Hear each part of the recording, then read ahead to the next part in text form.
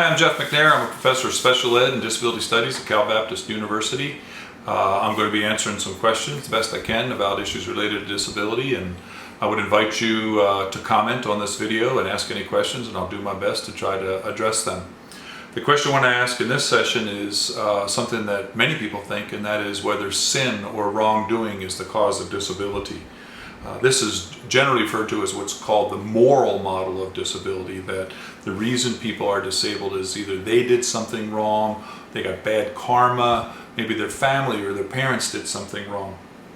Now, I'm not talking about kind of the fall of man and the sin of Adam, that kind of thing. I'm not going to dance with that. I'm talking more about a person's individual sin, if that is the cause of disability in themselves or in their offspring. Now, clearly, I can do things that are wrong things that can cause disability either in myself or other people. For example, I could be violent towards someone and cause a person to have a disability because of the violence that I've done to that person. But I'm not talking about that kind of thing. I'm wondering whether the personal sins that I experience, things like lying or stealing or things like that, if that personal sin in my life can result in a disability, say in my child or something like that. Once again, reflecting this moral model of disability. Well, I want to first think about this logically. The Bible is clear about the fact that we've all sinned and fallen short of the glory of God.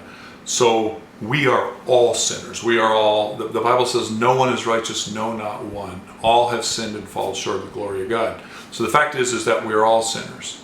So just from a logical perspective, the thing I would say is that if sin was the cause of disability, then we would expect all our children to be disabled if we had a good understanding of the kind of this connection between sin and disability. The fact that my children are not disabled is the clearest evidence to me that sin is not the cause of disability. So just from a logical perspective, putting things together, we can recognize that sin is not the cause of disability. But then there's a passage in John 9, verses 1 through 5, where Jesus is kind of walking along the road with his disciples. And the kind of the feeling at the time was that sin is the cause of disability. And if I saw someone and they had some sort of an impairment, it's because of something they or their parents did. So the disciples kind of making conversation turn to Jesus. They see a person with who's born blind, and they turn to Jesus and kind of say, hey, this guy here is born blind. Who sinned? Did he sin or his parents sin? Great question. And Jesus kind of cuts right to the quick and said, neither this man or his parents sinned. But this happened that the works of God might be seen in his life. So once again, we come back to this notion that sin is not the cause of disability. Disability may actually be part of the creativity of God that allows the works of God to be seen in his life. But I can tell you, there's a whole lot of people out there who get this wrong.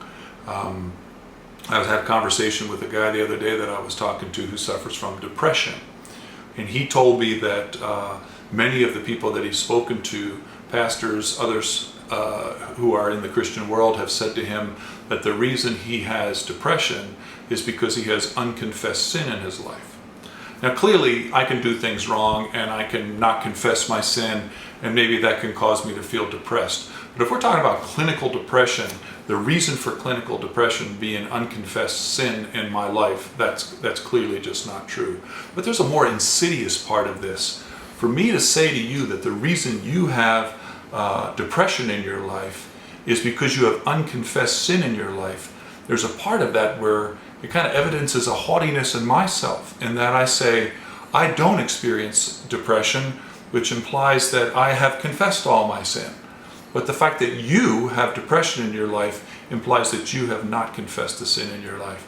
And the Bible would totally refute that. Sin is not the cause of disability. That type of sin is not the cause of disability.